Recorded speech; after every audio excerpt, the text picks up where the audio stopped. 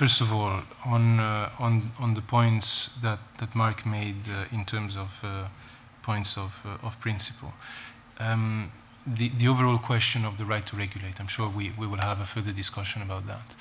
We take the clear view that the commitments which are taken in our international trade agreements are consistent with the right to regulate of the parties, both the EU and the negotiating party, for legitimate public policy objectives, which are implemented in a non-discriminatory manner.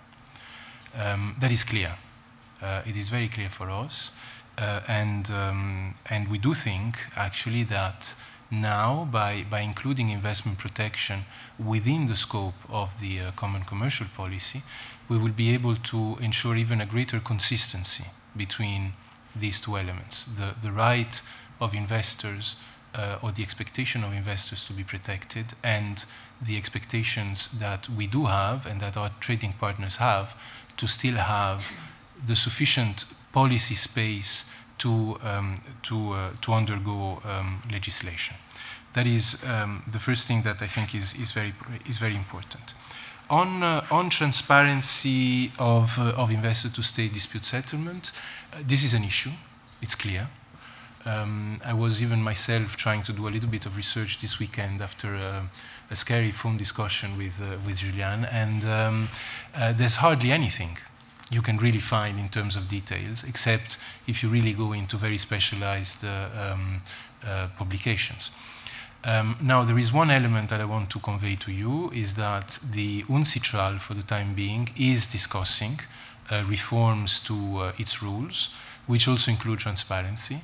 And certainly the member states, but also the Commission, are participating in these discussions. And we do aim at ensuring that there would be a greater transparency in these proceedings. On corporate behavior and so on, as I said, we do try to ensure as much consistency as possible. There are elements which we think are useful. For example, the OECD now revised guidelines for multinational enterprises, and we do want to ensure in our trade agreements that the negotiating partners adhere to these guidelines. We think that actually, in relation to the multinational enterprises, the aspects of the image is extremely important, and that there is nothing more damaging to multinational enterprises when any wrongdoings or bad practices, as Mark was mentioning, are exposed in the public. And we think that elements of corporate social responsibility in general are extremely important. On the lack of transparency of the decision-making process, well, I think, it's logical and legitimate that everybody wants to know more all the time. But at the same time, I do want to point to the fact that we do have a regular civil society dialogue. We have discussed investment in the past. We have, not later than May this year, launched a public consultation on a possible investment initiative with China, to which a lot of people have responded. And then, frankly, our doors and emails are open. I mean, don't send us spam and don't clog our emails. But if there are issues that you do want to discuss with us, let's meet and let's discuss. I think this is very important. We do respond whenever we can to calls for greater discussion. Does this mean that we can take on board all the representations and all the points of view which are made? No, because our job is to try to strike a complicated balance between all sorts of conflicting interests. And here, to be frank, the conflicting interests are very strong. We do have a certain number of people who think in a certain way, and we do have a certain number of people who think in quite a different way.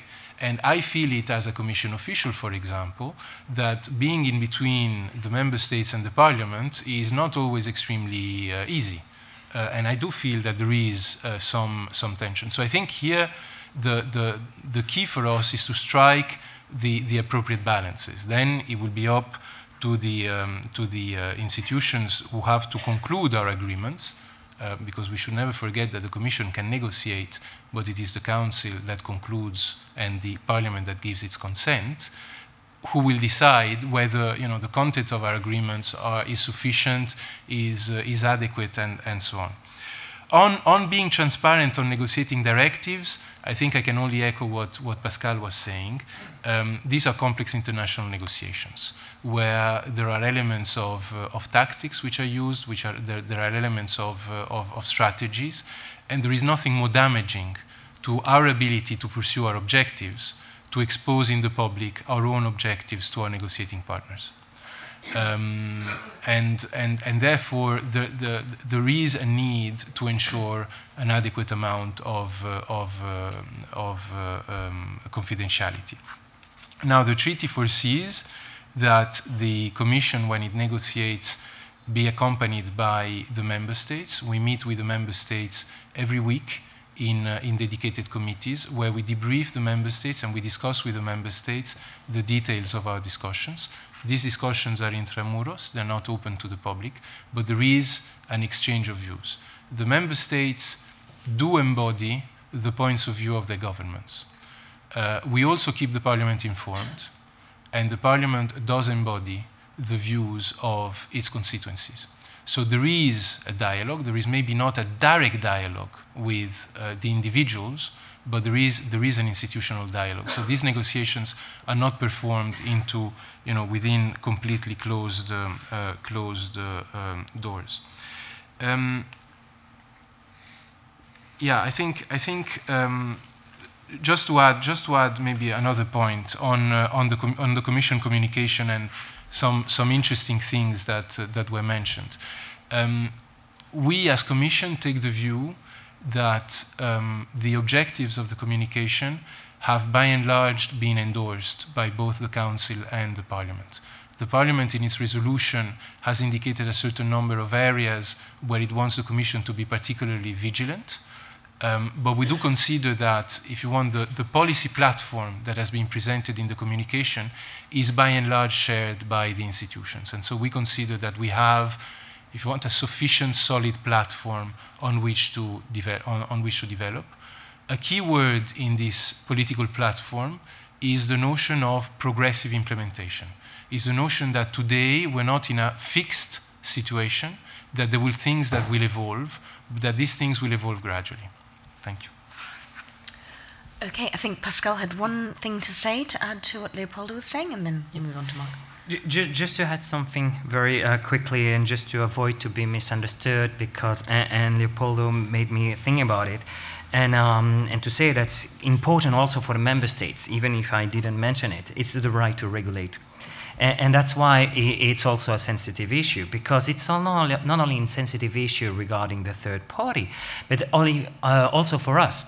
The member states are very conscious about the fact that it's maybe something rather new in comparison with the situation 50 years ago, that investment, foreign direct investment, is a two-way street. So the EU is also a destination of international investment. So in all this chapter for dispute settlement, we want to be sure that also the right to regulate for ourselves in the EU is protected. But it means that the rights of the third party will be also protected on the same level. So this is the idea, just to avoid being misunderstood, that the member states, we do not consider that the investment is only exporting investment. Now it's also to receive investment here, because it's also important, but at the same time we have to protect the development policies, the whatever they are, even in the EU, if it's not called development, but economic policies, I mean, and environmental policies and so on, and to protect these kind of policies here in the EU, but also in the third countries. This is something important to underline also. The member states are very anxious about that. They want that protected too. Mark, would you like to respond? Yeah, thanks. Yeah, I saw that that paragraph in the mandate, and we are very anxious to see how that will be written down in the negotiating text and find its way to agreements. We still have some serious doubts there, because so many standards of protection that the Commission and the member states want to put in their bids actually undermine that right, and undermine the policy space of the member states. On the transparency in the decision making and the negotiations, so many texts of the negotiations have leaked in the past 15 years. They have never undermined the negotiations. Negotiations have carried on. In the WTO, you have negotiations and negotiating text being public, and that doesn't kill the negotiations. So I think it's absolute nonsense to say that negotiating text and free trade agreements and bilateral investment negotiations have to be secret and behind closed doors. It is perfectly possible to release interim text, to release text proposals, so that the whole public can see where it is going. Because as the negotiators always say, the devil is in the detail. You can have nice declarations in mandates and nice declarations in the speeches that the Commission gives in the civil society dialogue, where the Commission speaks about the negotiations but never shows anything about the negotiations. They never released any negotiating text in the civil society dialogues. They speak about what they're doing, but the devil is in the detail. So if you want to make sure whether these declarations are true and whether they're really going in the direction, you need to see text. And I don't think that there is any hindrance or danger for the negotiations to show those texts. In the past years, we have seen a practice, well, we have seen that, for instance, for the negotiations with Central America and the Andean countries, negotiations were concluded, texts were revealed, and they were initialed months later. This is, I think, the way forward. Reveal the conclusions of the negotiations, invite a broad discussion, let people propose changes, and then finalize negotiations. That would be already a big step forward, and I don't see why this would not be possible. And we will continue to stress that for as long as we can, and we will continue to dig holes and drill holes so that the system leaks. And actually, it's a big waste of our time. So please publish them yourself. That would be okay. I leave some of the criticism of, like, injustice, dispute settlement, and the bids to people in the audience who have great experience with that and great knowledge of what is wrong with the system. I'll stop there and allow the people to give. Excellent. So let's open it up. There's already one. Oh, lots of. Okay, excellent. Well, let's start with you over there. If you'd like to introduce yourself, and then and keep your questions to questions, not so much statements. Can we just say there's a microphone in the arm? Oh, right, excellent. Okay. Otherwise it's not Fine. You can. Okay, So we'll start with you. I'll start. My name's Leena Minghani. I'm a lawyer. I work for Doctors Without Borders. I want you to know the state of play of the negotiations, both on investment and intellectual property. Number two, I would actually like to thank the Commission, because by introducing investment, it opened our eyes on the bits as well. So thank you so much. By opening up investment negotiations, you have actually pointed out the entire India, and that is Belgium, Germany, and other countries. I just would like to point out 2 points. One, we do not like the lack of transparency on the negotiations. Makes us very suspicious. We have seen the text, we have analyzed it. It has a huge impact on access to medicines and other areas of health. Number two, we are treatment providers, and at the moment, India is a big exporter of medicines to developing countries. And the investment treaty sort of gives a lot of power to pharma companies to come after India. I do not know whether you already know, both Bayer and Novartis have been pursuing very big cases against the Indian government in domestic courts. Now with the investment treaty, you allow them to go to secret arbitration, which will not allow patients to be stakeholders in those disputes. So you are actually undermining our right under the Constitution to be part of discussions on intellectual property and access to treatment. That's one. Clearly, I would like your response to that issue. Number three, I would like to point out that the Lancet and the Australian Medical Journal has clearly published how investment treaties undermine another health treaty. And that is the Framework Convention on Tobacco Control. And I think the Commission should start looking at an impact on right to health of these investment treaties. I'm sure there are other rights that are also being undermined, but as Doctors Without Borders, I would really clearly like to bring the attention of the Commission to these two medical journals and what they have published on investment treaties. So I'm happy to share that, maybe once the discussion is over. Okay, should we take a couple more questions? Let's do it that way. So you had a question over there, and then, well, yeah. Yes, hello, my name is Burkhard Ilge. I'm working for both ENDS, an NGO based in Amsterdam, supporting environmental and human rights organizations in the Global South. I have a comment on Pascal Buffin's statement on the expertise of negotiating bids of member states. It is true that you negotiated these agreements, but I clearly can identify lack of... First of all, what I found, what I noticed is that there is a lack of expertise on EU law. Because the European Court of Justice found that or some of the bilateral investment treaties are in breach with EU law. And you also said that you made sure in your bids that you have the right to regulate.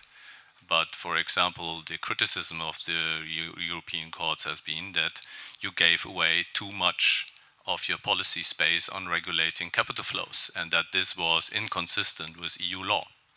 So this shows that maybe you have more experience on this negotiation tactics with other countries to get a bilateral investment treaty. We really have to get the Commission and the European Parliament in to see in how far these bilateral investment treaties have to be changed so that they are consistent with EU law and also the overarching objective of the EU Lisbon Treaty. And so I would be I'm very concerned if now people say that the way how member states have put investors' rights because they are so important and there has been reached a consensus that it should be maintained or even further increased. Because now, under the Lisbon Treaty, we have to balance. We have to balance these rights and we have to identify where these rights which have been granted to foreign investors go too far. The second point, I think, where is lack of expertise is of getting sued and losing cases. And this is something which will change. So a lot of these bilateral investment treaties have been negotiated from the point of view of the investor or the exporter of a foreign direct investment. So also there we have to have a new look at these type of agreements, which will mean, I think, that we have to change how we have investment agreements. And then the third part is in how far can now, if the investment dossier is put to the EU institutions, in how far can we allow that someone else, the member states, are making agreements which are above EU law. And this is something where I think the EU institutions have to be very careful that they don't give away consciously or unconsciously the policy space they have and the mandate they got from the people in Europe. Thank you. I think those are actually quite long questions, so why don't we go to the answers straight away? I don't know how you want to divide them up on India and on lack of expertise and sharing. No? I can try to start on India. First of all, well, thanks for the intervention. I'm not aware about the articles you mentioned, so I'd be very interested in getting a copy of them. I think that would be very useful. Now, where are we, first of all, in the negotiations with India? Well, as you know, these negotiations are not very easy, but at the same time, we view the free trade agreement with India as a very important one. It would be the first ever concluded with a major emerging economy, and we think this is very important. But we're not there yet, because there's still a lot of issues which remain open. Our traditional approach in free trade agreements is to include strong provisions on the protection of intellectual property rights, but of course consistent with other international obligations. And therefore, anything we do in relation to the protection of intellectual property rights has to be consistent, for example, with the TRIPS declaration on access to medicines. And we do think that the texts that we eventually conclude do provide for this consistency. Now, on investment, we have already started negotiations on the access to the Indian and European market for Indian and European investors. We now are progressively engaging also in the negotiations on the investment protection aspects, but we are not very advanced. Now, as you rightly say, I've noted this somewhere, India today has about 21 bilateral investment treaties covering 22 member states, because Belgium and Luxembourg, as you know, negotiate together. So we do have a big body of acquis, if you want, in relation to India. And as I said, the policy approach that we're trying to have is to ensure that an agreement at EU level will not constitute a step back in the protection offered to respectively European and Indian investors on both sides. But of course, we still have to have the details of the text. For the time being, I don't have a text. So even if I wanted to, even if it was leaked, I couldn't be able to give it to you. Now, our firm belief is that even provisions concerning investment protection and extending the notion of protected investment to intellectual property rights, and therefore granting full protection and security or fair and equitable treatment to these intellectual property rights, is not inconsistent with other international obligations. In other words, we do not think that because we agree with India on a standard of treatment of investment, that all of a sudden the questions on access to medicines become impaired. Then you ask a general question about investor to state. Okay, fine.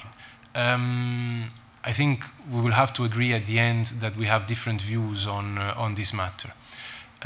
We think that on the basis of the experience of the member states, that the possibility for investors to resort to an independent arbitration outside domestic courts is an important element in the safeguard of the interests of the investors. It is not an obligation. The investors can go to domestic courts. The reality is that sometimes in certain countries, going to domestic courts does not necessarily ensure a balanced or an independent review. And therefore, there is this practice of foreseeing investor-to-state dispute settlement. There is the overall question about what then do citizens do?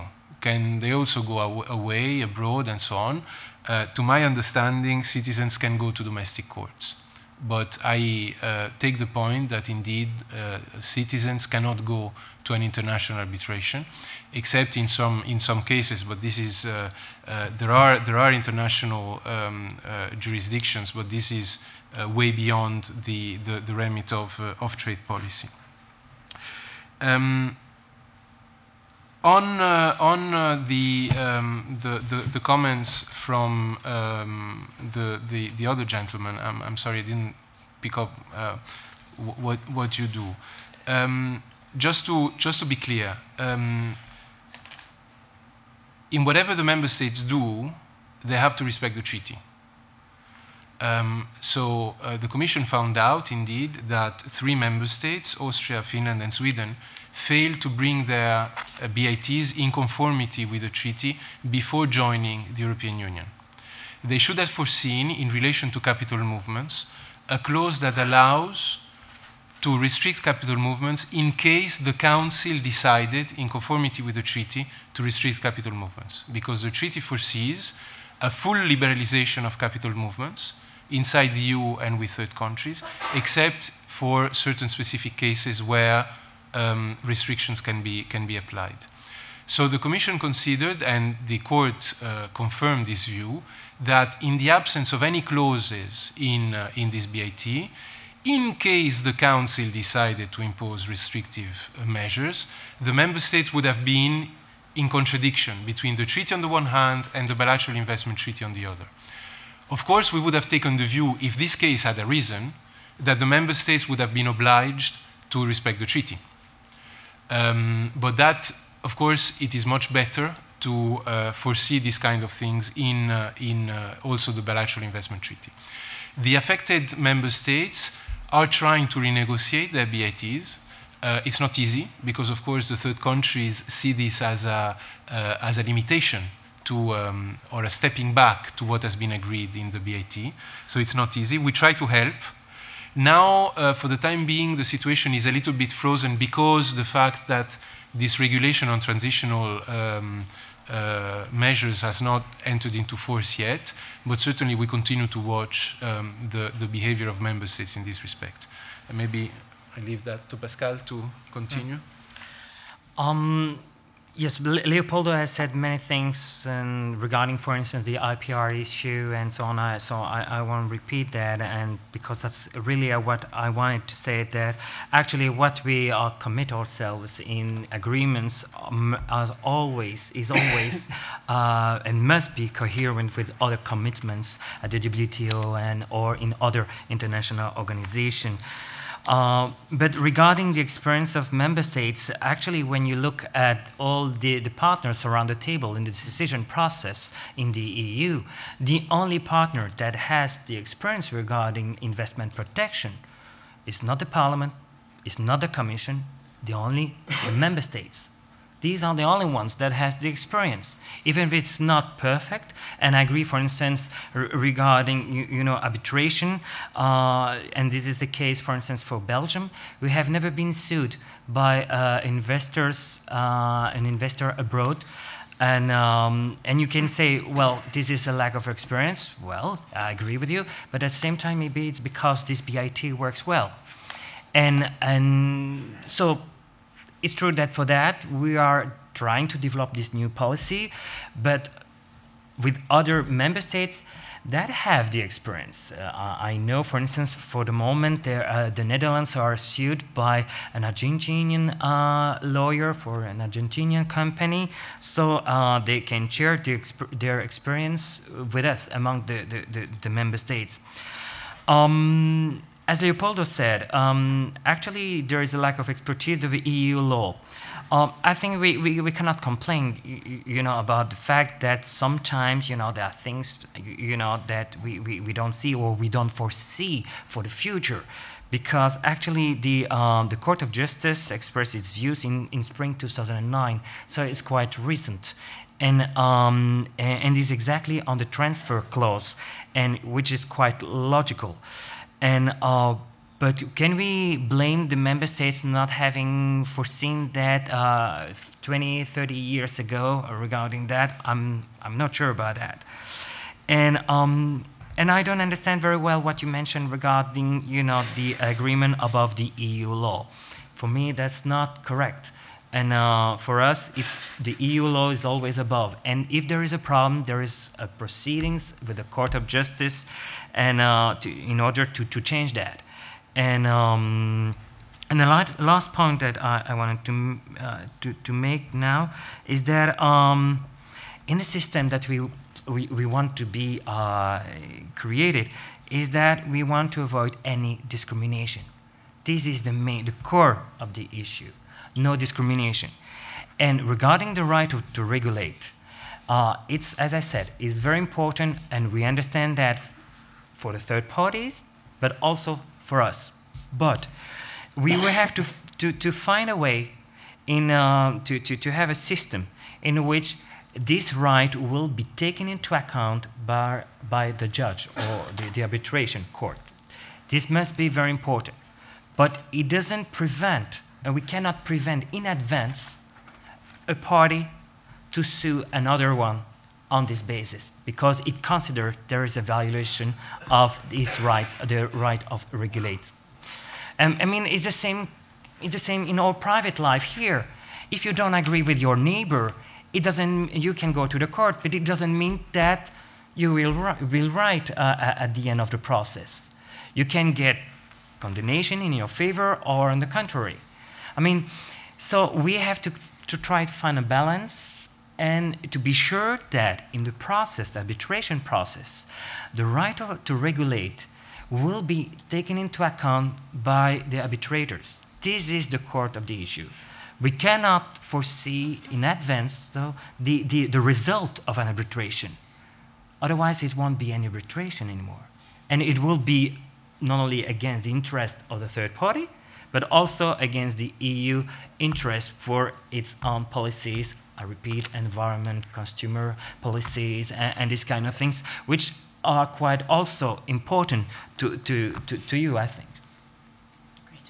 I think Mark wants to make a quick comment, because I know that there's lots of questions. Just two quick comments. When Leopoldo said that, you know, when investors go to local courts, they're not necessarily, local courts not necessarily ensure a balanced review. Well, the international arbitration system is so flawed that you don't have a balanced guarantee for a balanced review there either. And I think many examples will be brought up by people in the room. Then on the renegotiation, and indeed 3 countries have been taken to court. The court decision was quite clear. In the meantime, it has also become clear that practically all member states are in the same case, and that they have many bids that are also contradicting EU law, and they will also have to renegotiate. What we understand, what the member states propose when they renegotiate, is to add a sentence to say without prejudice to the EU laws and regulations. But what they should put in there, if they care for the right to regulate, is that both parties will have the right to regulate and restrict capital transfers and not to reserve it for themselves. But that is typical for the way these negotiations are going. And I was very worried by when Leopoldo said that the 3 countries, Sweden, Austria, and Finland, when they have to go and renegotiate this and to bring the bids in line with the EU law, they see this as a step back. They see this as less protection. Now that is very worrying, because if you say we have a mandate to negotiate bids that are not a step back vis-à-vis the member state bids, that means that anything you try to change in an EU negotiation with India, if you change a comma, this will be regarded by a member state as a step back. If you bring transparency in the dispute settlement, it will be regarded as a step back. If you think we were going to enhance the right to regulate, member states will see that as a step back. Anything is a step back from the full outright protection that the investors have now. So that is very worrying, I would say. Okay, we'll take a few questions. Why don't we have those 3 over there? You start, and then you, and then you. And if we can keep the questions quite short, because there's lots of them. Thanks. Go ahead. Yeah. Thank you very much. My name is Rangarai Machemedze from the Southern and Eastern African Trade, Information and Negotiations Institute, which is based in Zimbabwe. Now, one of the free trade agreements that are being negotiated by the European Union member states through the Commission itself are the economic partnership agreements with African countries. Now, both of you have emphasized the need for countries to maintain their policy space and the right to regulate. But if we try to reconcile what you have said and the situation on the ground, especially with regards to African countries, you will notice that a lot of African countries have been put under so much tremendous pressure to sign on to the economic partnership agreements when they know very well that some of the clauses that have been put into the economic partnership agreements run contrary to the need to develop, and they actually affect their right to regulate. A lot of pressure and a lot of threats have been put on these countries.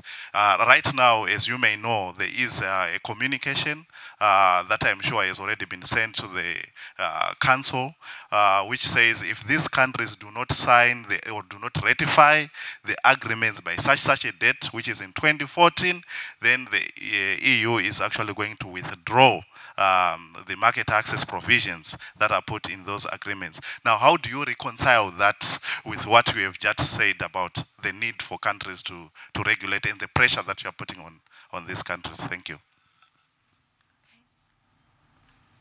Take those three.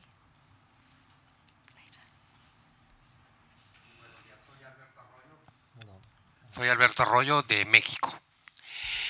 Yo quisiera dos cuestiones plantear. Una, nosotros tenemos 10 años con un acuerdo de asociación con Europa. Siempre se nos dijo que no había por qué hacer públicos los textos porque eso perjudicaba la negociación. Y siempre preguntamos, y la respuesta hasta que conocimos el texto, que perjudica la negociación porque va en contra del público y el público se opondría a lo que acordaron. No hay otra razón. Si realmente, digamos, se está negociando a favor del público de tu propio país, no veo por qué el público del país no tendría por qué enterarse. Este es un punto, me parece fundamental. Y lo segundo es, yo he buscado